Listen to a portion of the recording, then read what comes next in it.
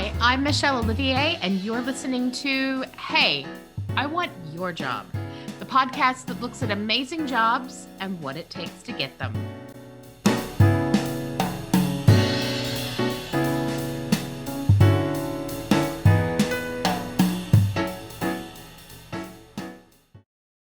Hey, I am here with Asher Carr. And Asher, I don't want your job.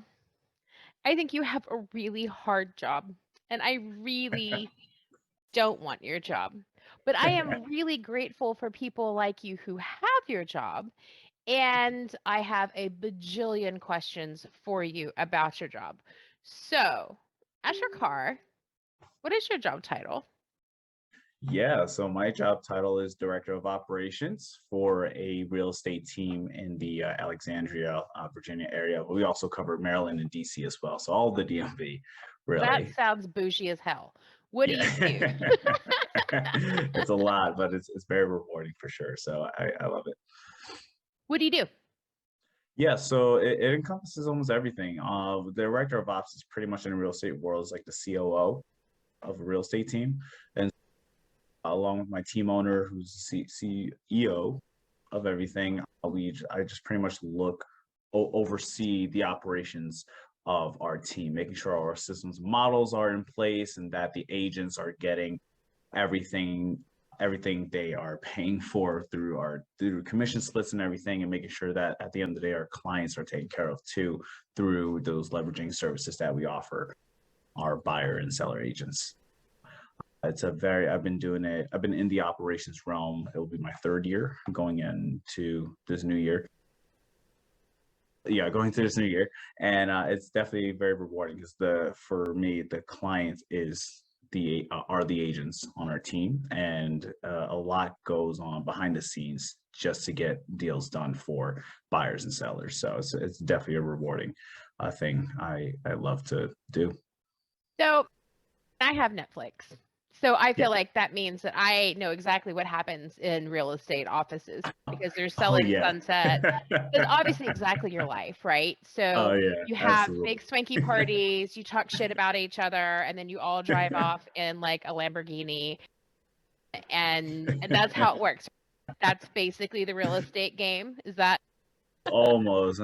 If those fabulous? if those reality shows only captured like some real truth for once. I think honestly, I have no like connection with them whatsoever. But like Selling Tampa, which is that newer show on Netflix that just launched like a week or two ago. Mhm. If anything, in regards to content and what's going on, that's the closest thing to in regards to understanding what goes on behind the scenes for stuff. And I won't spoil the show or anything, but like it's definitely in my experience, there are a lot of things in there that I could definitely relate to.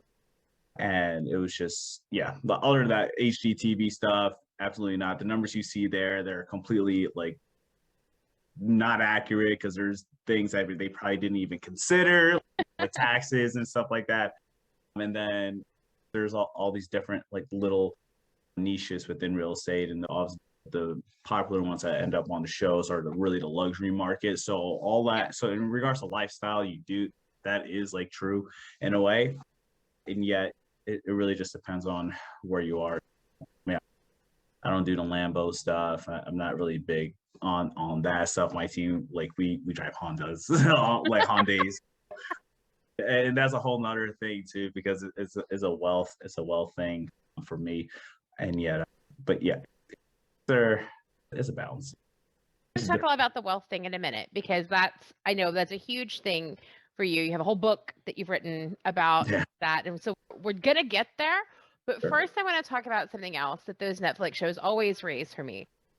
And it's this idea of the halo effect that we like, we trust, we listen to, and especially we buy from pretty people.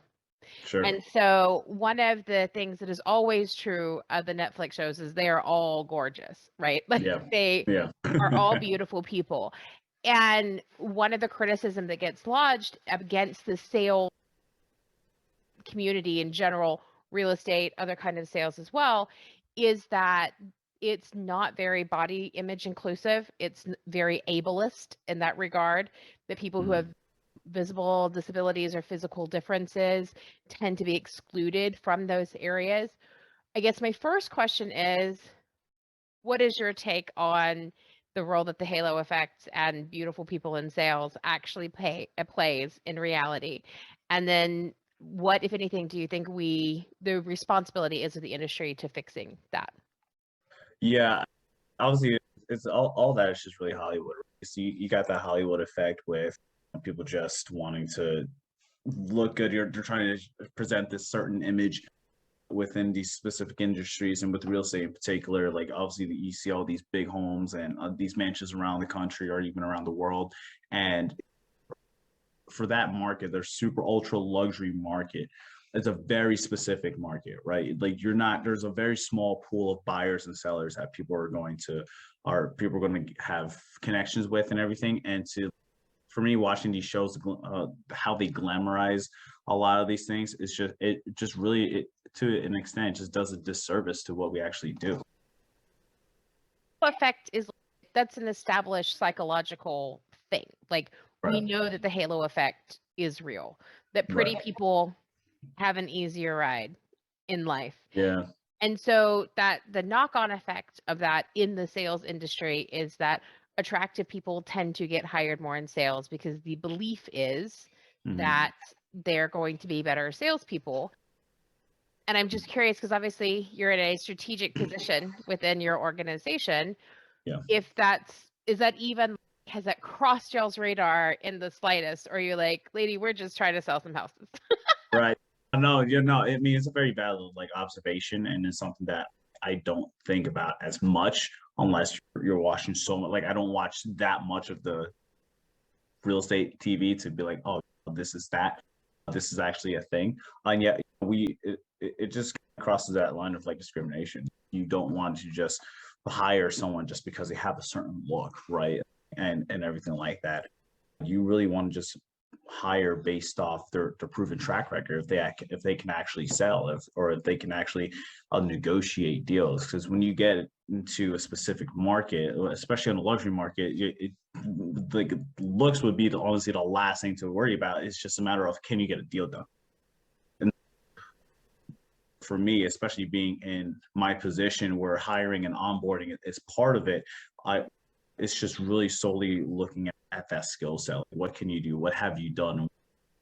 What are you willing to do to get to a level of sales where you're comfortable and you get at it, you're self-starter and everything like that. And I feel that with everything that's where the TV really just kind of is a disservice to us. Like you don't have to look a certain way to sell this real estate. Like everyone has a story getting into the business. I definitely didn't come from a family of like luxury, and my father had all these properties and then he just passed a few down to me and all that, because people You didn't have. get a 10 million seed to start your No, I didn't business? get. No, absolutely not. I did Wow, not get Asher. $1 million. I was on unemployment when I first got on it, and not everyone has that privilege. You actually have to work for it, and that's what's really humbling about real estate, is that you get into this industry and you really just have to like just figure it out, really lean on your why, and then be able to find the right people, the right leaders to show you how it's done the right way. And then once you follow that model, you can get a little creative and put your own spin on it. And the more repetitions you get, the more deals you do, the better chance you have in making it to the end. But yeah, the TV, as great as some of it may look, and I enjoy some of the TV. Selling Sunset, I'm not watching this last season, but I enjoyed it. Selling Campbell is great. $1 Million Listing, LA in particular, is honestly my favorite one. But like, it's all great to see all that. But at the end of the day, for It's not me real life. especially, Yeah. yeah, it's just there's certain aspects where I pick up like, they can't do that because that's not like ethical. Like you can't do that, and it's clearly just for show. So But yeah, I think that realtors in general have this weird place that they sit in our lives. Like recruiters, everybody loves to hate them until they need them. yeah. And so I think that so right now we're in a weird moment in the housing market, and we'll talk about that in a second. Sure. But outside of this weird moment in history, realtors are notoriously right at the list of the least trusted, like, smarmiest professions when people do studies and that sort of thing. And one of the things that you said a second ago is, what are you willing to do to get ahead? Now, I know that you are led by your faith and that you have a lot of strong, like, moral compass involved in making those decisions, in making the judgments around that. But talk to me about the pressures of the industry, like where you think the reputation comes from and what the pressures of the industry are around behaviors that are not always great and how they got that reputation.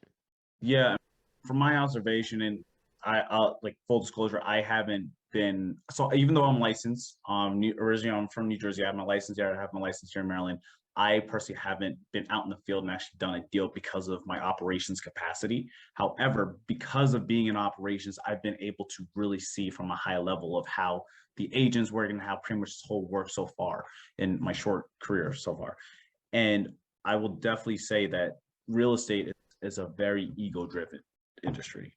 Like there's no like way of hiding that.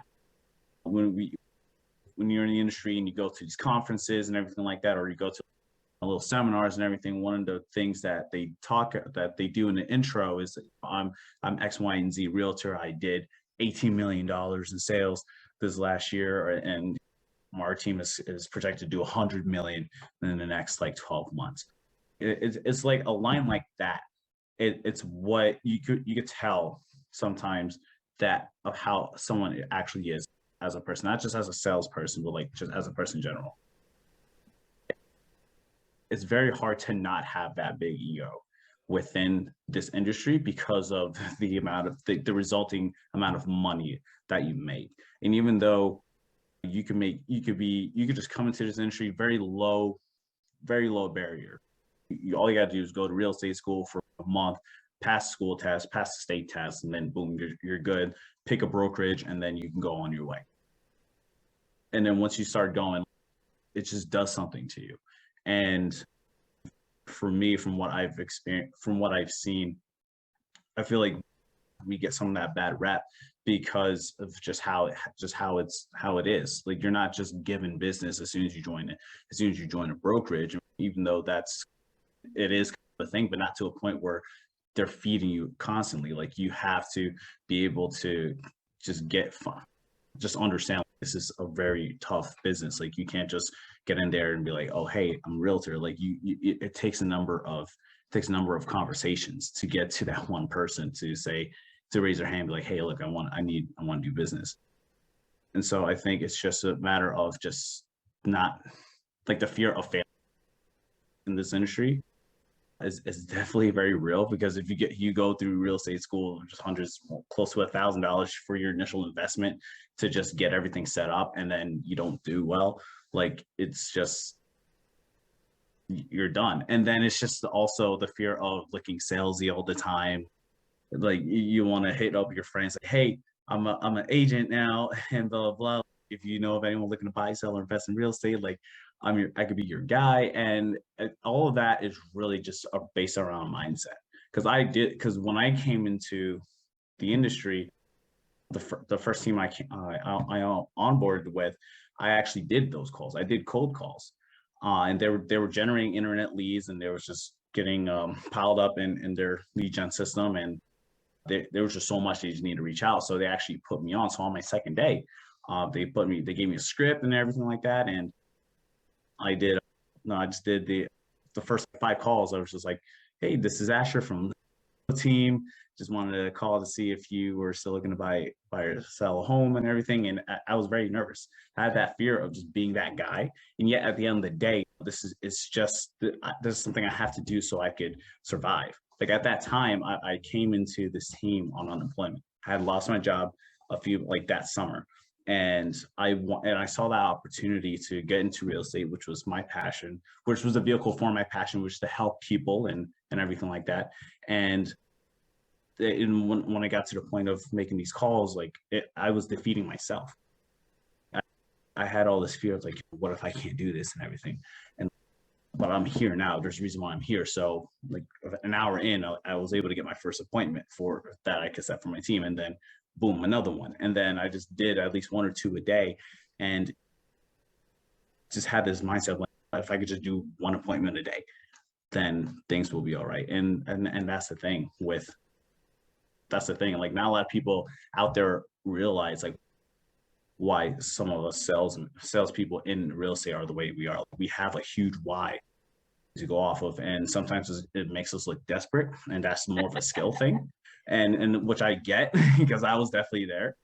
Even from a back end standpoint, I was definitely there, and yet it's just a matter of just getting your skills to a level where it doesn't seem as sketchy, or that you really need to remember that this is a people's business. This is a people business. And unfortunately, there are agents out there that do it the wrong way, and they don't take care of the clients. And that's not what my team is about at all. So, So I want to rewind because something that you said a couple of times in there was you have to remember why you got into this, and that you got into this to help people.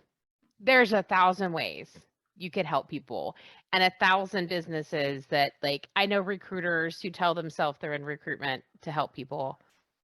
They're lying to themselves. That is not what they do.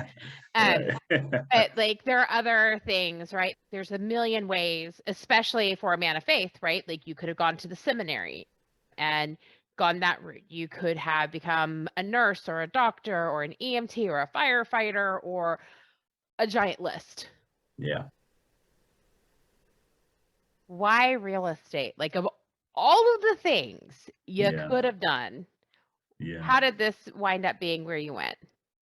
Yeah, so I was in finance. So professionally, I started off in finance and financial operations and analytics. So I worked with Bloomberg, UBS, Mitsubishi Trust. I was in private wealth before I went for my license in Jersey. And while I was doing finance my last 2 years, I started going into real estate investing. So there's real estate investing, and then there's real estate or like retail. Retail is more your traditional, pretty much what you see on TV. Um, to get your license, all that. So selling sunset, all that. And then there's real estate investing, which they nowadays are actually trying to showcasing within these shows. But real estate investing, pretty much finding a home to purchase, like a beat up home, you renovate it, and then you rent it out, and then you start getting some monthly income coming in.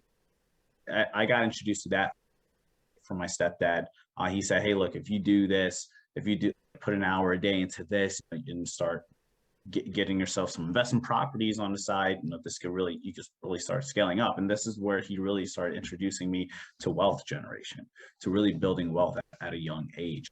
It took me 9 months until this was like 2017. So 2017, he gave me this whole thing, end of 2017. And 2018, I pretty much started this whole real estate investing thing, calling Zillow leads for sale by owners who are looking to sell their home. I would just call them like, "Hey, are you interested in working out a creative financing deal?" Which at that time, which pretty much means I don't have money. I don't have a lot of money right now up front to give you, as if you were to have an agent bring a buyer to you. However, if you're open to creative financing, we could put a deal together where I could pay you off in X amount of time. And Actually, while that sounds like it takes a lot I, of fast talking. it, I can tell you straight away what most people would be like, nope, click. yeah. So You how say I'm you're putting it not good now. at sales, but if you talked that, like, how many properties did you bring on with this fast talk of yours? So with that, so that was like a version. That was pretty much me just explaining just simplifying it in a way. But pretty much, I did have a few deals in the pipeline, but ended up not working out. But I did end up getting one for a few months and 9 months in. So again, like I was just doing this part time. I was doing an hour, maybe 2 hours a day, just calling Zillow leads, just pretty much giving an option to people for whoever is looking to sell their homes fast, or for whatever reason, whatever.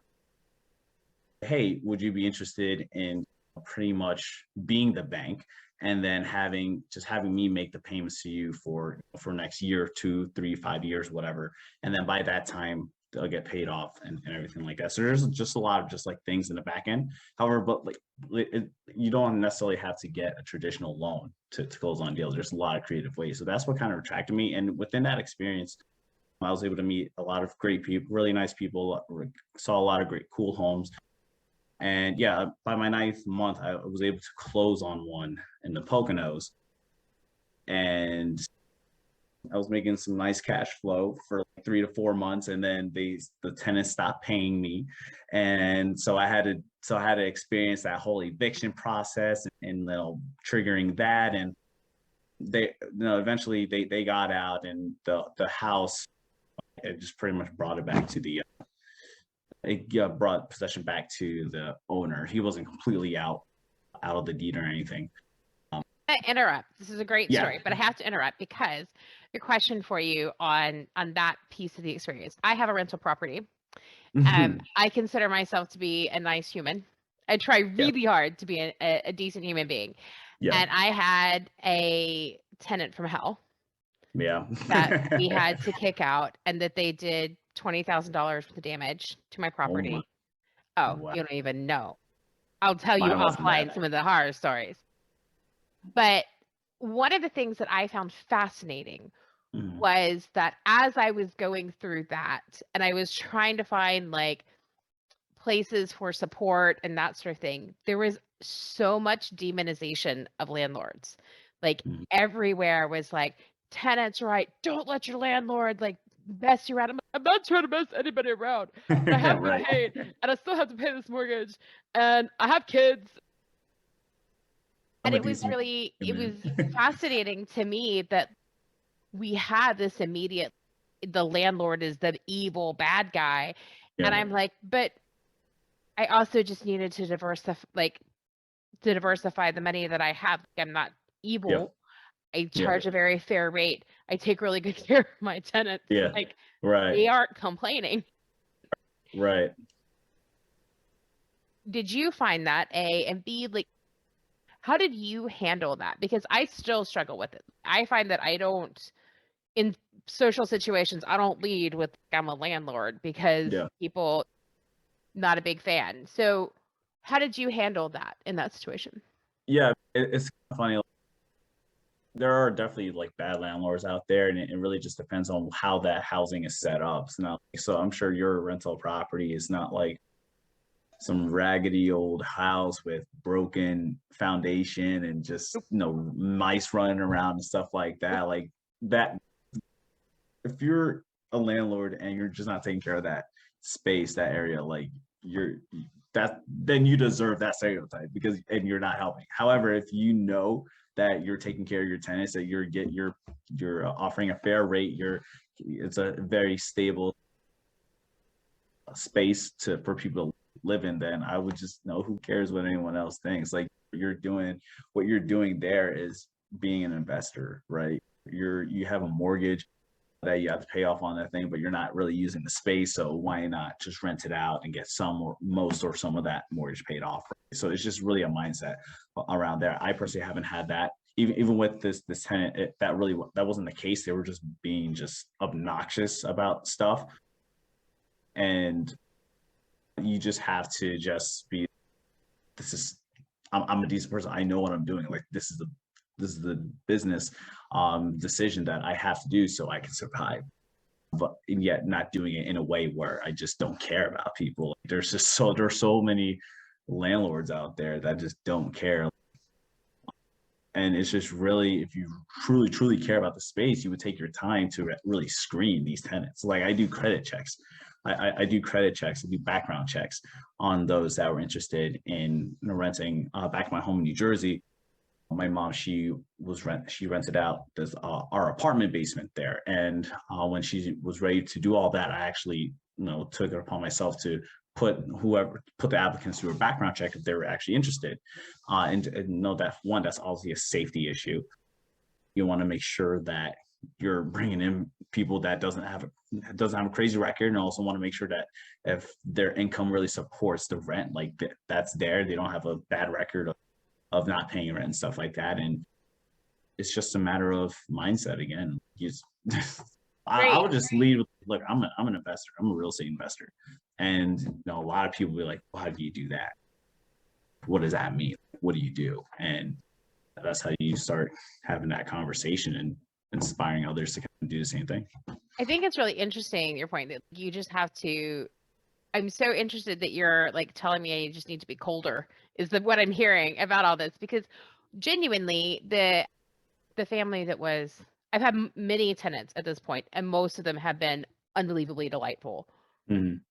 But there was like the first steps, the doozy. Sure. And he was a vet, and they were like, they needed somewhere to be with their kids, and it was this whole, they didn't quite hit the credit check requirement, and they were like, please, won't you let my children have a warm place to sleep, kind of thing. And I was like, no, it's like, all right, like, I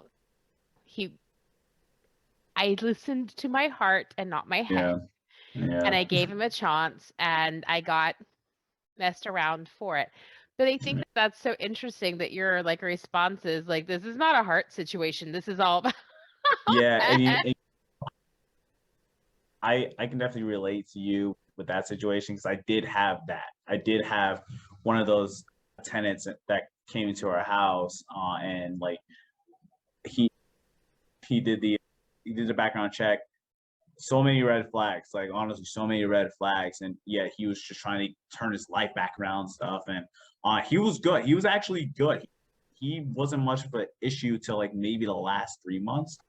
But even then, it's one of those things where you gotta have your principles. It's principle over emotion, and that's the one thing. Like when I was getting into investing in stock market stuff, that's one of the first things that they teach you, is that you gotta have a set of principles to abide by, and not get so connected to what's going on in the market from an emotional standpoint. Like if you're going to trade at this amount of money, and you're going to say you're going to come out, if when it hits this number, then come out at this number. Like just don't just same thing have with that. auctions. That's why I don't do live auctions. I put in my bid. That's my top bid. If I Yeah, get it, great. If I didn't, yeah, fine. I know if I'm there, Asher, that will not be my top bid. I will yeah, totally be that person that gets like, and now you right, put like twice what you wanted to. I right. know that I am that, which is why I do the remote. Nope. Like, There you go. Yeah, and it's all learning experience, right? Like again, I could definitely relate to that. And one of the things I learned with that situation is that you can't have the other party control. Like this is your home, this is your asset, this is your investment, and you have the power to bring in whoever you feel like is going to take care of it and be able to do their job and pay you on time and everything like that. Like you gotta stay controlled within those type of situations and not have anyone control you. And so that's definitely something that I could definitely relate. You're not the only one, but so live and you learn. I'm listening. Right, for real though. So like, I'm hearing all of this, and I'm looking at you, and you're clearly bright, super charismatic, very fiscally focused. My understanding is that the guys on the front line selling the houses take the most of that money. Why are you not that guy in the front? What was it about being in the operations of the back end that you were like, nope, I'm good right here. Yes, that's a bigger check, but I'm fine. If people only knew, you make just as much, or if not more, on the back end. I mean, we're definitely on the operations and admin side of business. They're the lifeblood of any type of business. Like you could be a solo agent and you would still need admin help at some point if you're doing X amount of transactions. So there's this, I'll call like the 3 L's that they teach us in real estate: leads, listings, leverage. So the first thing, leads. You know, obviously with any business, doesn't matter what business you're in, recruiting, no hospital, no whatever, you're going to need some level of leads or potential clients to actually get the business going. You have people that would potentially need your services. So once you generate that and actually work it, then you're gonna, for our purposes, Listings is when you get a listing and you actually market a home and everything, that happens to attract, like, for every listing you get, you're supposed to attract like one or two buyers, right?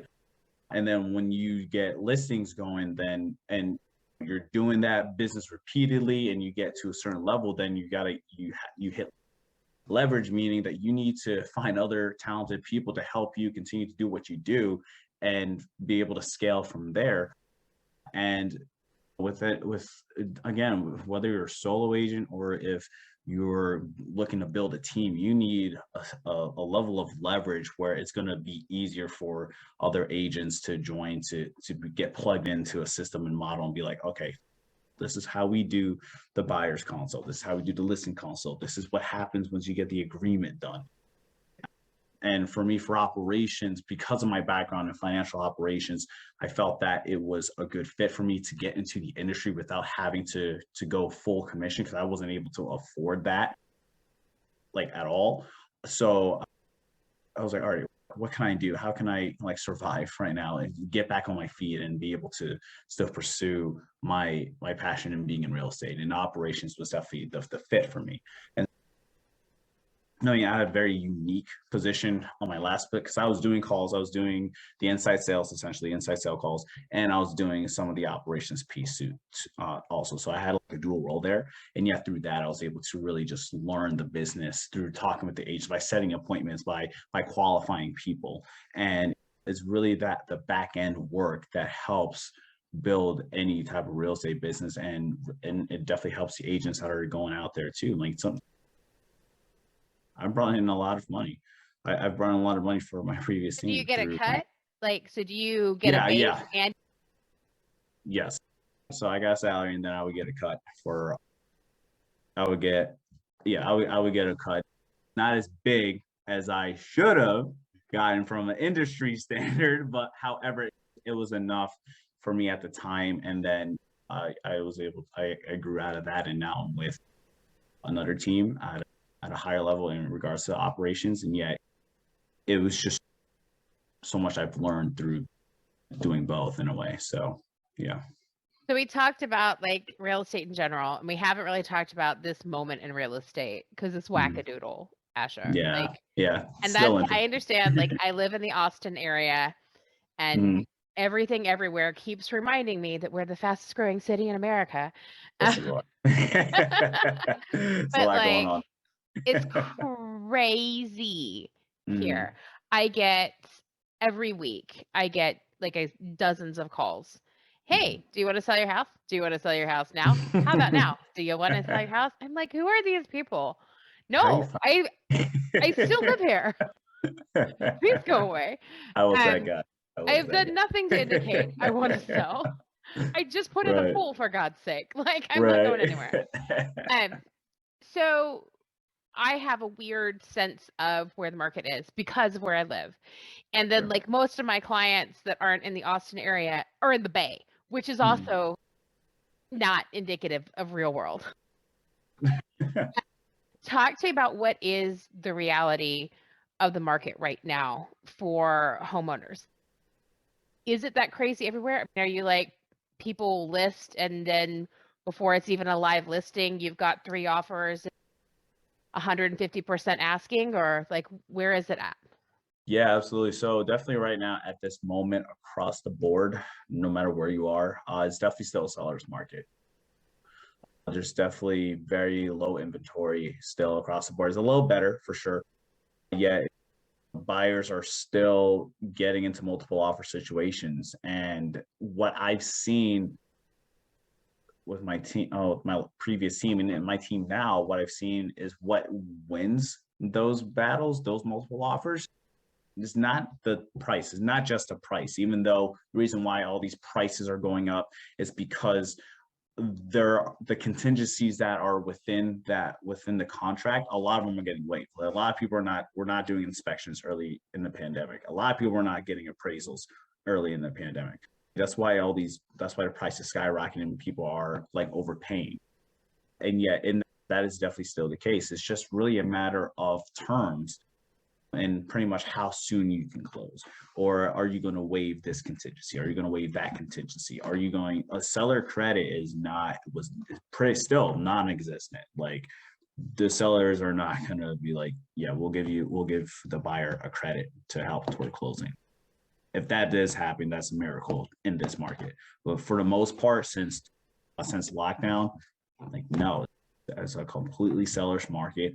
And if you are in a position to purchase and you're ready to purchase just because life and you're like, I want to get a home and everything, just be ready and make sure that your realtor, wherever market you're in, that they have a really hyper local sense of what's going on and that they prepare you in a way where you're not shocked when you do submit an offer, because you really have, this is definitely the time within real estate where you do need an agent. Like, sure, we have the Zillow, we have the Redfin, we have all the stuff, all this tech that is helping this real estate experience get streamlined, and yet that there's HI before AI. There was HI before AI. What I mean by that, despite the technology that we have to make things easier, the person that's actually in the field, that actually went to school, that actually did deals, that actually has experience how certain deals have gone out,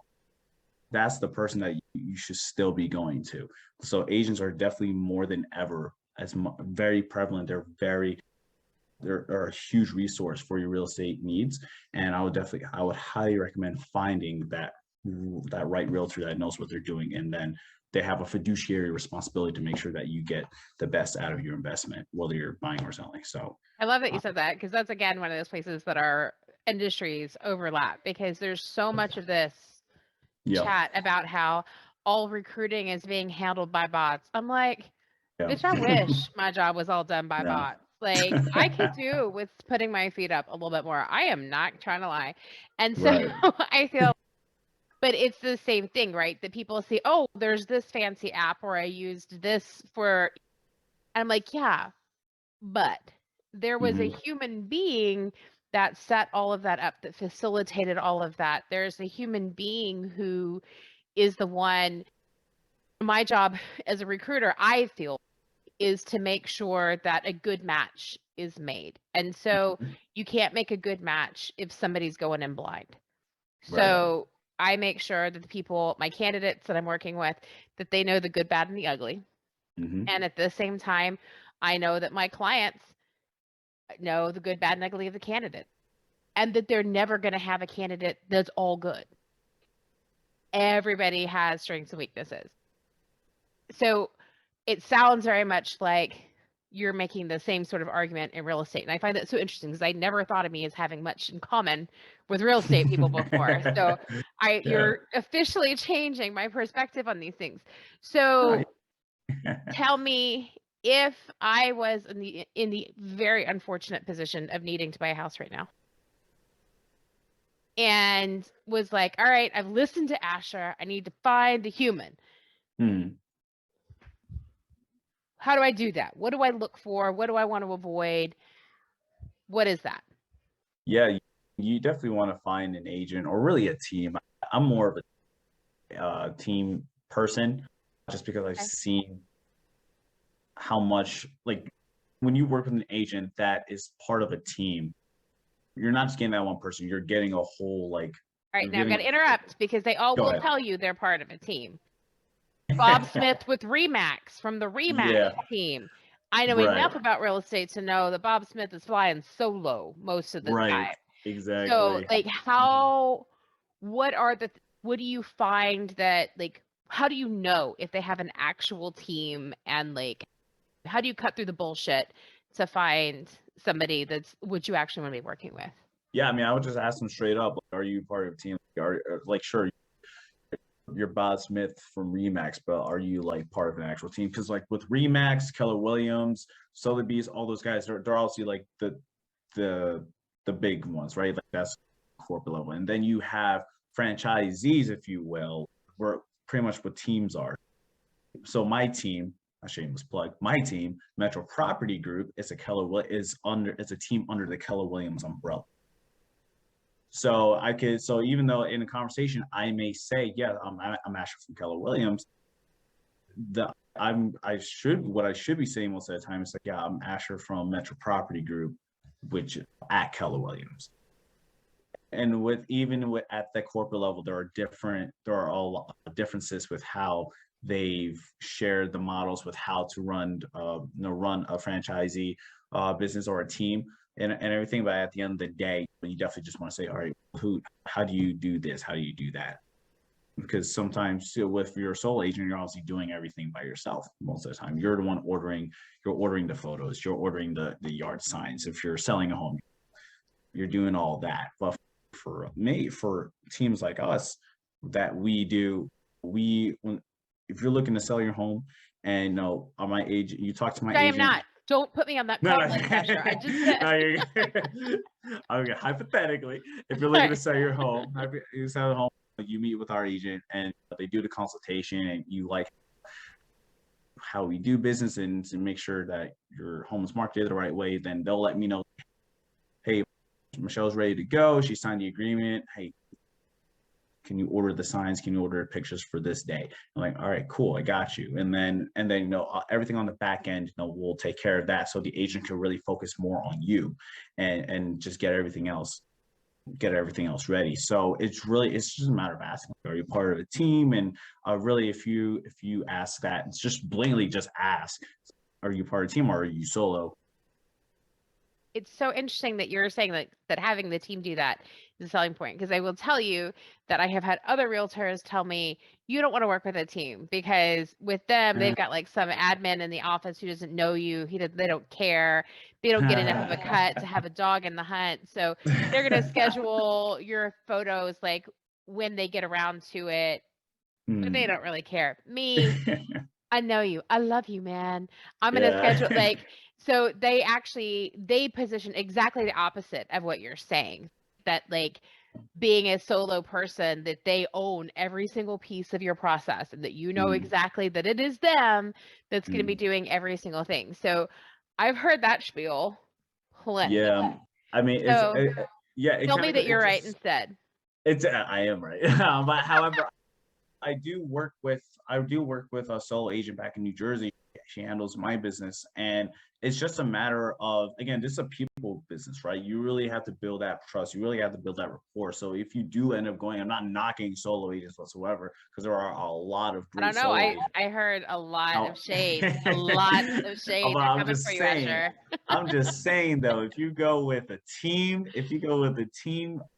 agency, you just get that extra cushion of support that sometimes sole agent isn't able to provide you, even as even at their high level. So I feel that with that, having that extra support, having that extra set of eyes on everything, like it just makes things easier for you as a client, and then for us to be able to just do whatever we have to do to make sure your real estate dreams come true. But definitely, either way, it's definitely just That was a having. really practiced line. Everything we have to make sure your real estate dreams come true. Wow. That just I mean, came out that so was naturally, thick. though. I didn't even practice. I don't think I ever used that when I I would wouldn't. I leave. wouldn't. It just sounds like, oh, that is like ultimate sales. That was just me being me. You So just been in it too long and it's become part of your DNA. That's what's happening here, Asher. you just find different ways to say the same thing eventually. No, I feel you. And like one of the things I tell my clients, because they're like, oh, we want to work with you.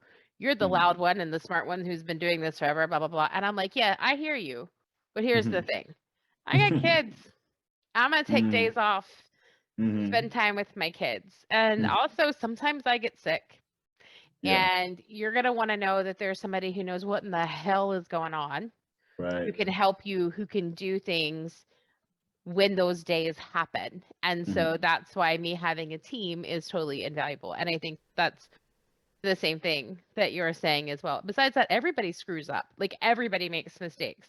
And having a second set of eyes to be like, hey, we didn't order the photos on that house, I think is always it can't but help. So Oh I yeah, feel no. I feel Yeah, absolutely. There's going to be there's going to be those times, either as a solo or as a team, like there's going to be something within the process that's going to go wrong. Yeah, it's just a matter of just being professional and then just thinking quick on how to just resolve it for the client and just keeping it moving. But yeah, either way, it's just a matter of my point. Either way, it's just to just make sure that you're talking to quality agents or teams that actually know, that actually have your interests at heart, and that as long as you feel comfortable with them at the end of the day and you trust that they'll get the job done, then just go with them. But just don't get, So give me your top 3 red flags for an agent.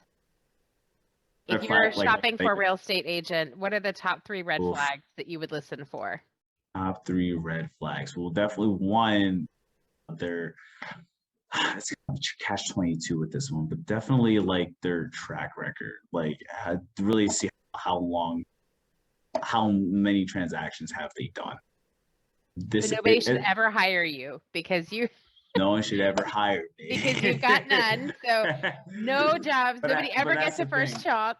But that's the thing. So that's why it's kind of like a catch-22, because it's really a matter of their system. So I guess the number one thing is what their system is like. Like you could have, you could be completely new. So I'll just take back what I said earlier. You could be completely new, not have any type of deals whatsoever.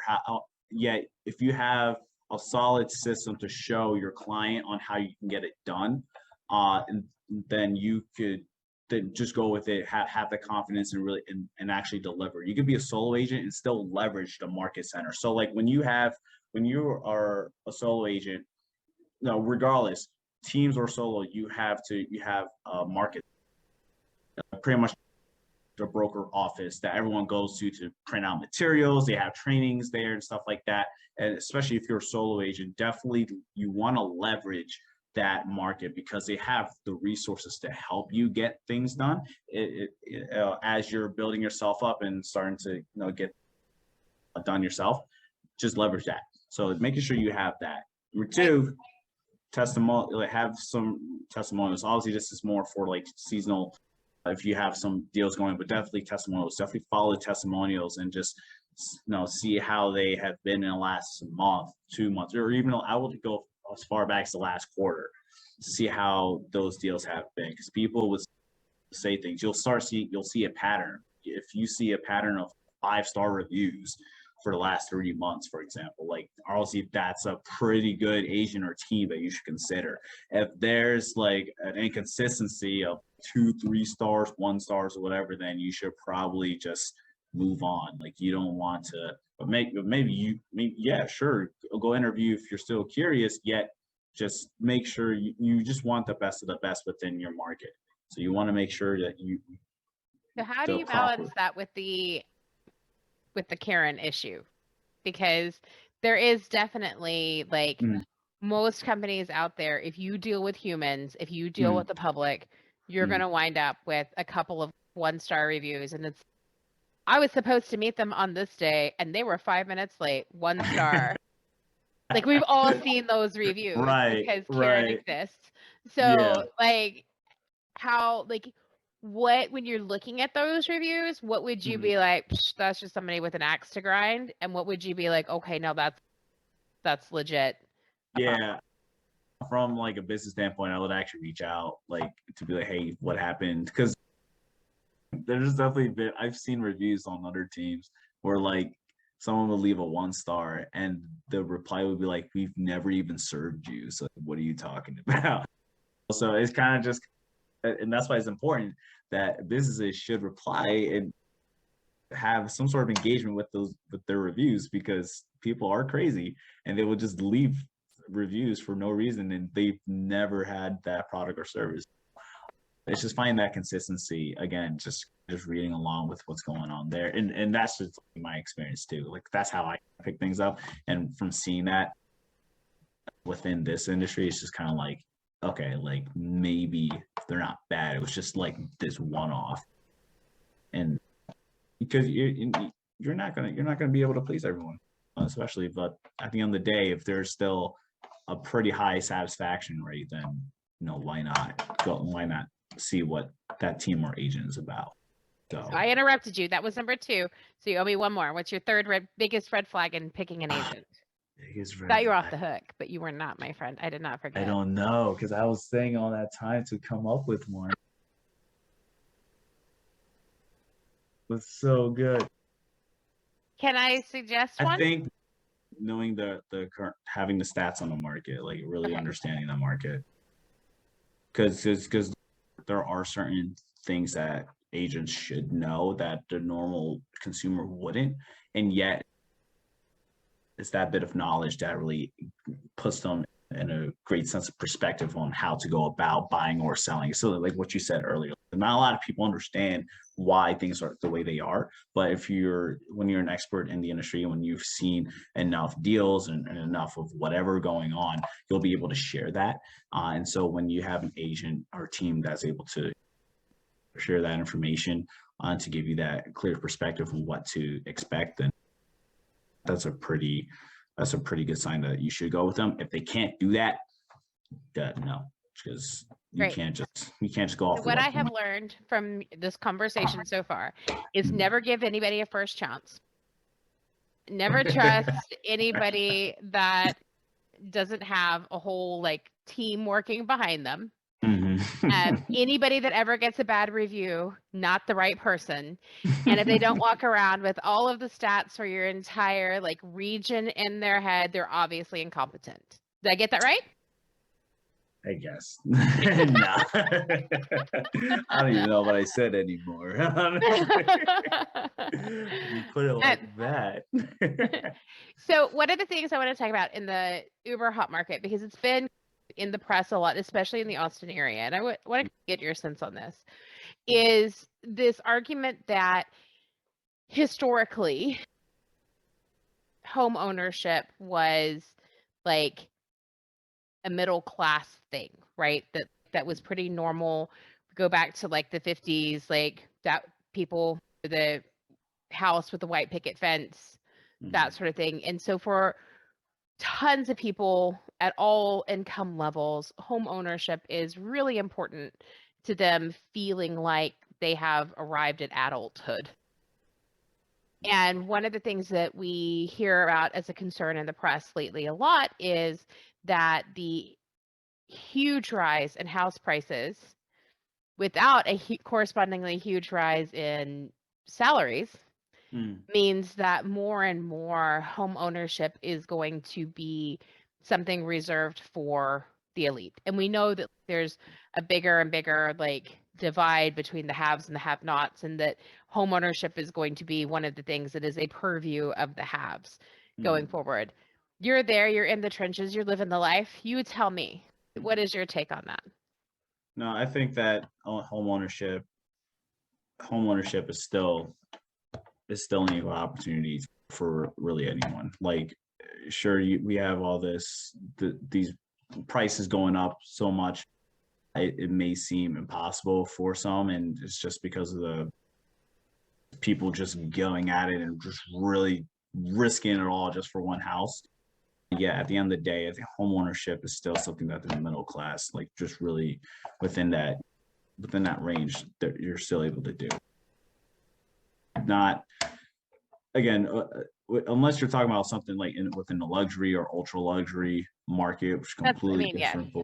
But yeah, that's not like the media doesn't consider like that's completely like pretty much what you see on Selling Sunset, like those types of clients, like completely different. Like there's a completely different world, doesn't really matter within this conversation. And yet when it comes to just getting a nice $300,000, 400, 5, 6, 7, anything below $1 million, it's still possible. It's just a matter of just having a solid plan, and then having the right resources and making sure you can acquire that home. The interest rates, as we've seen the last year or two, have gone down historically. There's more purchasing power for the buyer, which is one reason why, if you're thinking about buying a home, that's definitely one thing to consider. And it's just the real estate is going to be here forever. Like real estate happens because life happens. Like someone's going to sell their home tomorrow.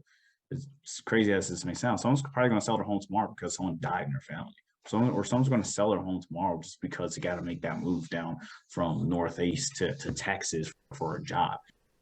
And those are opportunities. Life gives us opportunities to be able to see what's impossible to be possible. Like you may never, if you're listening to this, you may think that, oh, I can never get a home. I can never go home because I have all these student loans or I have all this debt, or whatever the case is. Well, you got to put a plan together to get you out of those student loans or get you out of that debt. Because I've spoken with potential clients in the last 2 years where I know, like, you could just hear the pain. Like they really didn't think that they would be able to purchase a home because of X, Y, or Z, because their credit isn't like there. And yet when they don't know what they don't know, then obviously they're gonna be in that bubble of, it's not for me, it's never gonna be for me. And yet I have seen and I have brought in clients for my team where they felt my credit is this, blah blah. I was like, all right, look, if you're motivated in a way to even get to home ownership, let me set an appointment with you and my agent, have them show you, and let's see what's available, see what's possible. And then next thing you know, 2-3 months later, they're at closing. So it's just a matter of just knowing that anything is possible if you really want it. And I'm at a point in my life, if I really want it, if I have a goal and I'm just like, I want that, I'm going to make it happen. I'll plan it, I'm going to lay it out, and then just make it happen, work my butt off to make it happen. And that's what makes this country so great in that aspect. Is just having that hard work, having that work ethic to get something that you want. And home ownership should not be something that should be just for the elite, or that shouldn't be for the top 1%. Everyone should be able to have some sort of ownership in their life. And once you have that, no one can take that away from you. So you got really beautifully passionate there and talking about you can rise above your station, you can make a plan, and you can grow. And that's definitely something a lot of, so much so you wrote a book about it.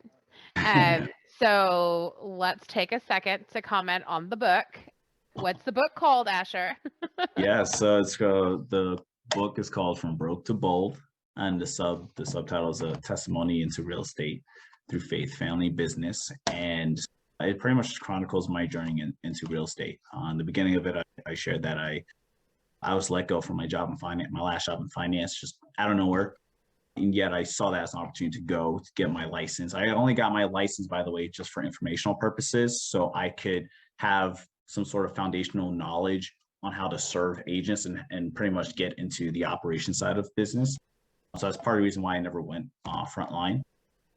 And yet I just talk about from there, what I was able to do.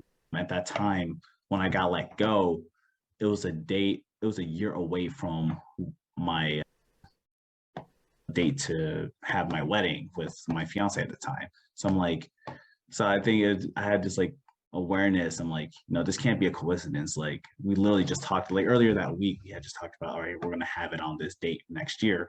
And then I got let go like a day or two before that date. And I'm like, okay, this can't be a coincidence. So like, I knew from a back end standpoint, like I knew I was going to write a book or something, but like, I just didn't know how I was going to do it. And yeah, I was like just purposeful in that journey to get into real estate and then be able to do what I had to do to make the wedding happen. So that was pretty much the anchor of the whole book. And yeah, throughout the book, I just kind of just talk about my struggles. I've never been so vulnerable in my life in a public standpoint until I wrote this book. And I think part of the challenge was to just be as real as possible. I didn't want to fluff anything up, given my, like, what I've done in college and everything up to that point. A lot of people see me as like a success and just like I have everything together, and that definitely is not the case with this book.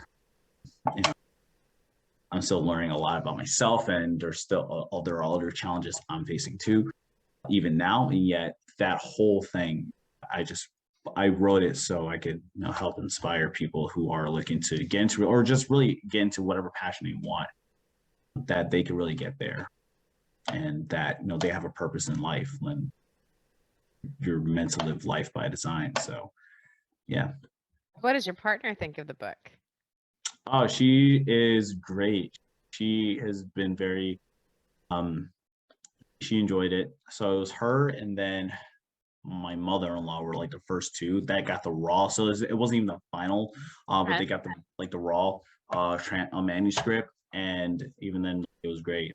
They had really great feedback. Obviously, there was like clearances there with the names that are mentioned, and because yet, I've read it and I know like she said it and all that, but I will yeah. say I feel like that the sign for writing the book was that it was the same day you were supposed to be getting married. I feel like she doesn't feature heavily enough. I'm just Mhm. saying.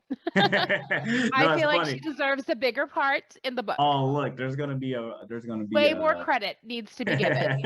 I appreciate. I thank you for sharing that because that was actually in the beta reading. That was actually one of the things that came back. It's like great book. Just put her in here more. So I thought I did that because the next level of beta, they were like, yeah, she's good. There's going to be a sequel to this in the next 5 years. There is a book, a complimentary book that kind of talks about the success principles that I talk about within a memoir.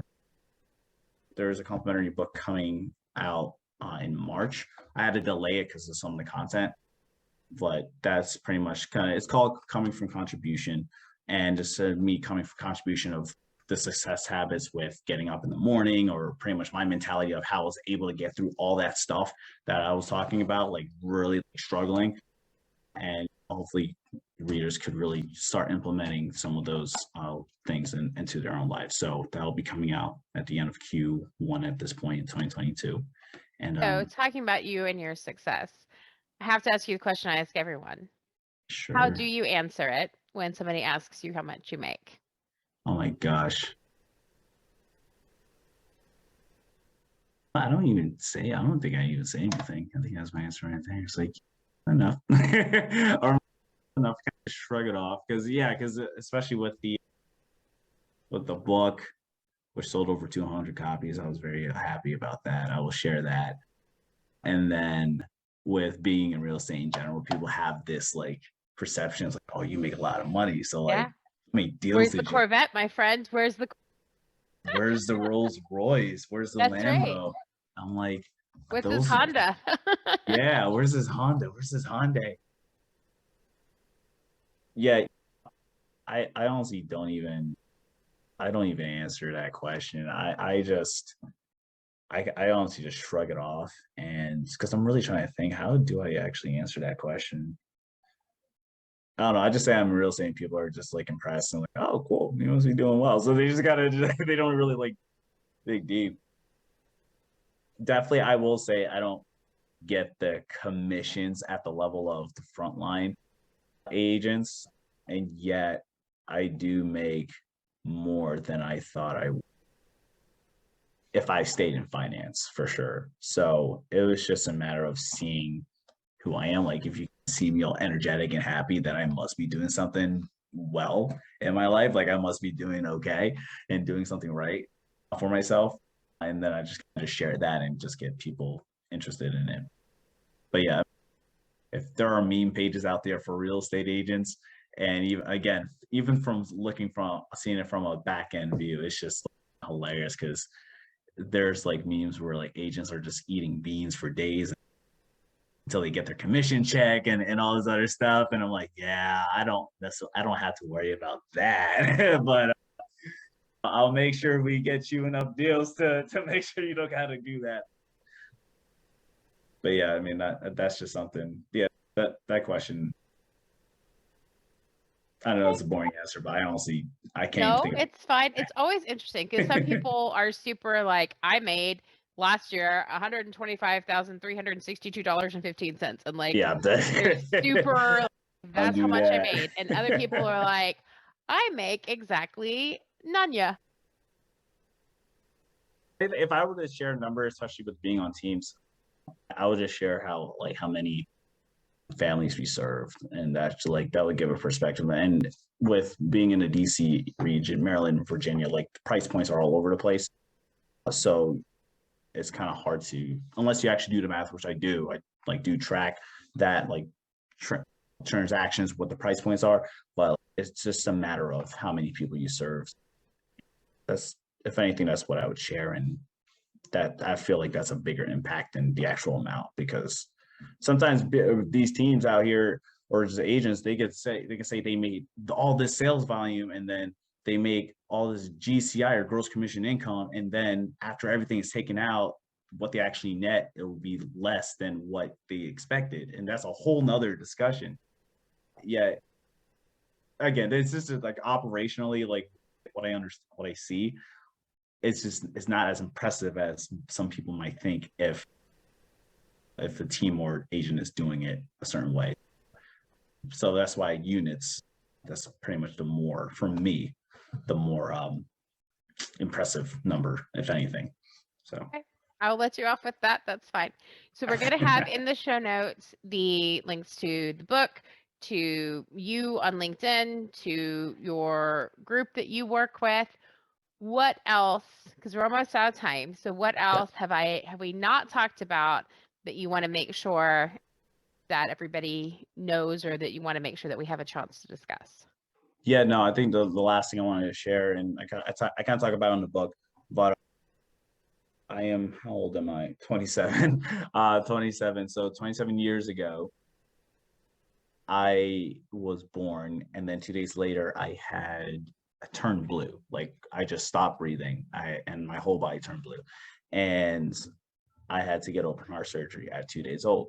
So I got that. Took me a month to recover, and then I was able to leave the hospital and live this life. I was, and growing up, I had a weird childhood, was bullied, and learned all this stuff. I was fat at one point. I had this health issues because of my heart surgery. Had low confidence and all this stuff, and I just kind of a really rushed version of it. But the reason why I'm sharing this before you get off is because I just want to exude the message that everyone listening to this, everyone on here, is, you all have a purpose to be alive right now. I don't know what your story is. I don't know what you may have gone through, but to some extent, we've all gone through some challenge that really questioned why are we here? Why is this happening to us? And yet I want to share, nothing happens to you, they happen for you. And when you're able to push through that and to be able to just fight and just take life by the throat and be like, no, this is my life. I'm going to be able to make the best out of it. You can do incredible things. You can do incredible things in whatever field that you're doing and whatever job you got. And that to always just aim high, act bold, and just be the best version you can be every single day. Don't let anyone or anything stop you from being who you're meant to be. And just know that you're here by design. You're here for a reason, and that going into this new year, I trust that you will achieve everything that you would love and that you want to achieve and more. So that's all I got to say about that. That is a lot to say, and I think that is a great note to end on. Thank you so much for your time, and thank you for the conversation. This has been awesome, Asher. Thank you. Appreciate it. Thank you so much. You've been listening to Hey, I Want Your Job.